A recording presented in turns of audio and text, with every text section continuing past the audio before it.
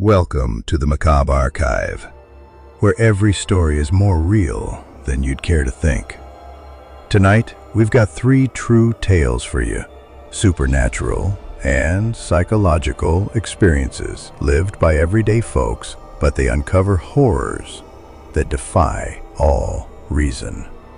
If you've ever felt like something was watching you in the dark, this video is for you. Smash that like button now. It helps spread the scares far and wide. And drop a comment down below. What's the creepiest thing that's ever happened to you? Your story might just end up in the next episode. Grab your headphones, kill the lights, and proceed at your own peril.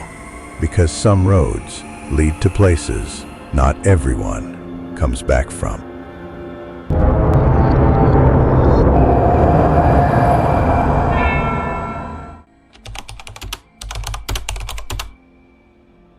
Ever witnessed someone slowly but surely lose their soul?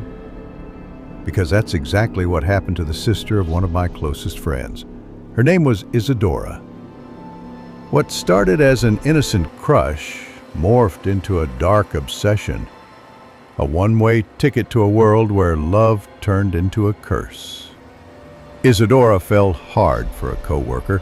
He was married, had a little girl, and despite making it crystal clear that he wouldn't reciprocate her feelings, it only fueled her blind conviction.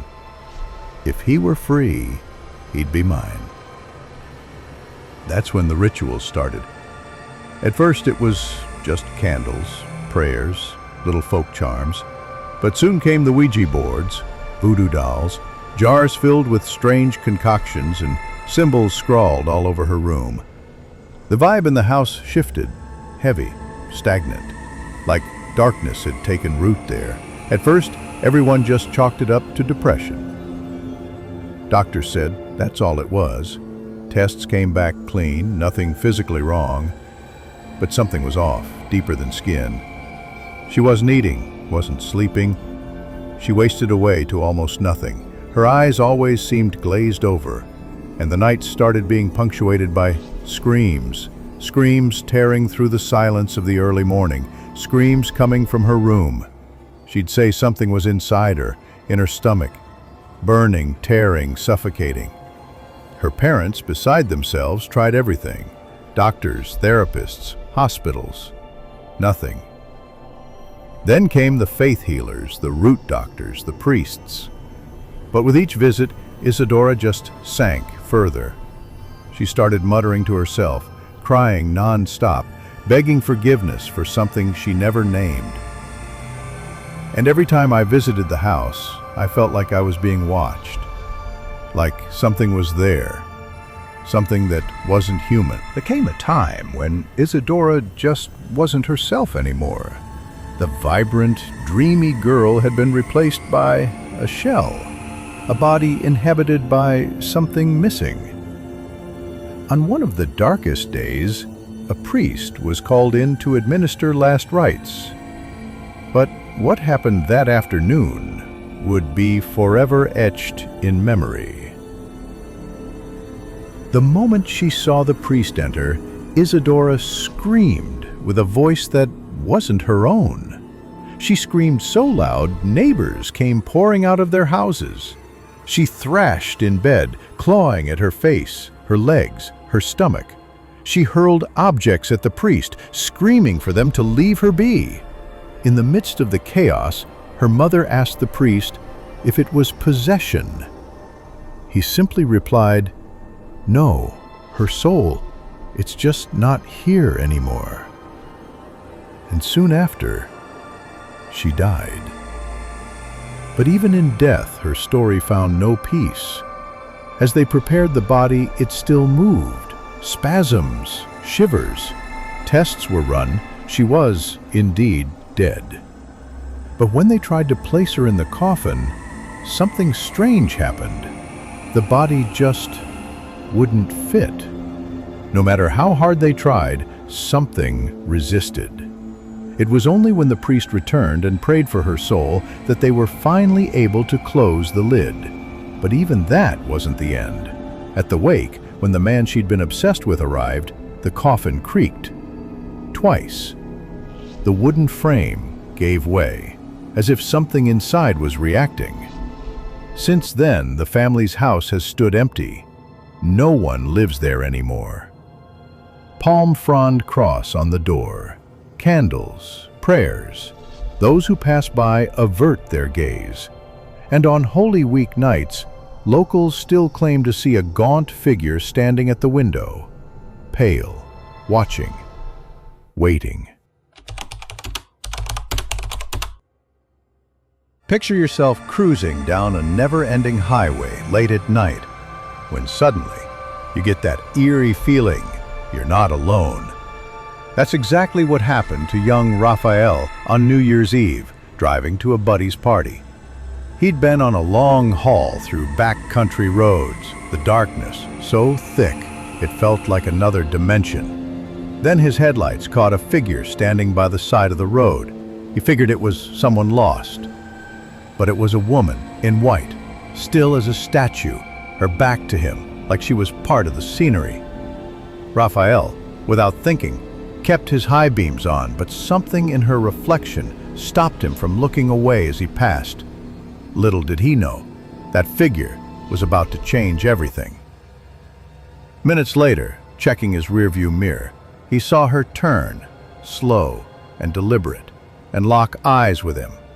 Those eyes, even from a distance, felt like they were staring straight through him. He shuddered, but thinking about the party and the time he'd already lost, he pushed on. That feeling of being watched just got stronger with every bend in the road. He finally made it to his friend's place and everything seemed normal, but when he went to leave, his tires were screeching for no reason, like something was clawing at the asphalt. And then the road, which had been so quiet before, turned into a maze of echoes. He pulled over to check the tires and saw they were all shredded. Panic started to set in. It was then that the absolute silence of the desert was shattered by a whisper. "I see you." It came from some unreachable spot between the trees, but there was no mistaking it. Raphael switched off his flashlight, plunging the road into inky blackness. The sound of snapping branches grew closer, light, ghostly footsteps. When he flicked on his phone's light, there she was, the woman in white, floating, with a disfigured face and a smile that defied all reason. Fear gripped him completely. He ran, stumbling down the road, with the relentless feeling of something pursuing him. Reaching the house, he pounded on the door, begging to be saved. But the night wasn't over yet. At 3:13 a.m., he heard soft tapping on his bedroom window, and the same deep voice whispered, "I see you." Paralyzed with terror, he didn't dare look. The night dragged on in silence until dawn. When daylight finally broke, the presence was gone, but the terror wasn't. Raphael never drove at night again, never went near that road again, and even today, the glare of headlights sometimes appears in his rearview mirror when he stops at an empty traffic light, and his heart clenches. Because the road, they say, still holds the woman who walks in the darkness, searching for company in her empty eternity. Some folks drift through your life like they wandered straight out of a bad dream, and maybe they did. I ain't one to spook easy.